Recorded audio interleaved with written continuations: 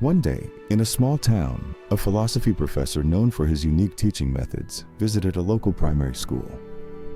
As he entered the classroom, the students instantly noticed the gleam in his eyes and the French empty glass jar tucked under his arm. It was clear that this wouldn't be a typical school day. With a playful smile, the professor placed the jar on the table in front of the students. He then pulled out a pile of large stones, each about the size of a fist. Carefully, he began placing the stones into the jar, one by one, until there was no room for any more.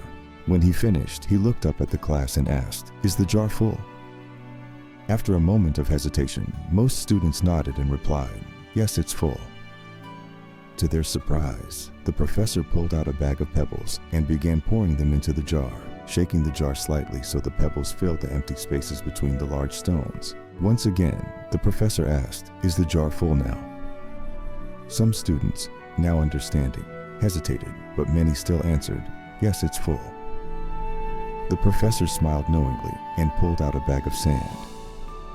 He began pouring the sand into the jar, letting the fine grains fill the remaining gaps between the pebbles and stones. "Now, is the jar full?" he asked for the third time. Most of the students by now hesitated and replied, "Probably not." The professor smiled and agreed. Finally, he took out a jug of water and began pouring it into the jar. The water flowed into the sand, filling every remaining space until the jar was completely full. The professor turned to the class and said, "This jar represents your life." He paused for a moment, letting the weight of his words sink in. The large stones are the important things: family, health, friends, things that, if everything else is lost, your life would still be full with these. He continued, "If you spend all your time and energy on the sand first, or even the pebbles, you will never have room for the large stones, the things that truly matter. The sand and the pebbles are necessary, but they shouldn't take precedence over the large stones."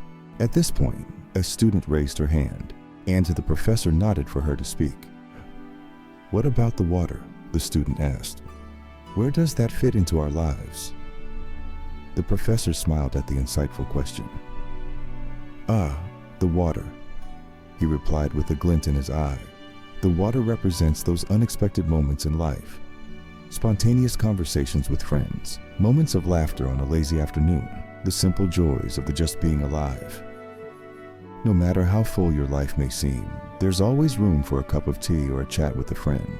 The professor concluded with a final piece of advice. In life, we often try to stuff everything in, rushing from task to task, caught up in the hustle and bustle. But remember, it's not about whether your life is busy. It's about whether it's filled with the things that truly matter. Prioritize the large stones. Take care of your relationships, your health, your passions, and your dreams. Make your life rich and meaningful, and when the sand and pebbles come, you'll know where they fit. With that, the professor smiled one last time, knowing the lesson had been learned. Focus on the large stones first. The pebbles will follow, and the sand and water will fill the gaps. Make every moment meaningful, and let your life be shaped by what truly matters. This is Words of Compassion. Thank you for watching, and remember, prioritize the large stones. Make every moment count. See you next time.